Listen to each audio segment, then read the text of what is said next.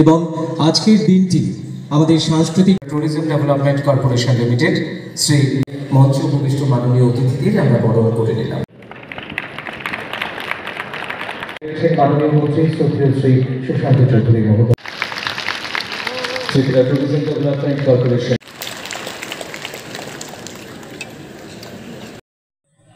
এখানে আমরা সবাই জানি যে United Nations World Tourism Organization 1980 থেকে সারা দেশে 27শে সেপ্টেম্বরকে বিশ্ব পর্যটন দিবস হিসাবে ঘোষণা দিয়েছে এবং সেইভাবে এটা পালন হচ্ছে।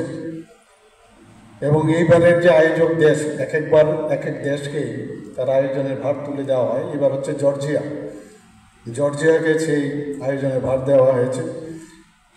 এবং আমাদের মাননীয় মন্ত্রী বাহাদুর বলেছেন এখানে যে এইবারের যে থিম, সবসময় একটা থিম থাকে যে কোনো এ ধরনের দিবস যখন পালন হয়, যে ট্যুরিজম অ্যান্ড পিস।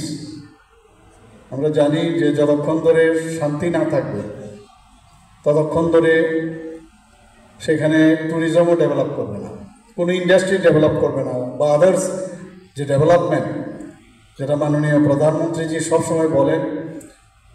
এবং আমরাও বিশেষ করে নর্থ ইস্ট রিজিয়নে আমরা দেখেছি যে পিস অ্যাকর্ড এখন পর্যন্ত নর্থ ইস্টে প্রায় 12টার মতো হয়েছে, এর মধ্যে ত্রিপুরাতে 3টে হয়েছে।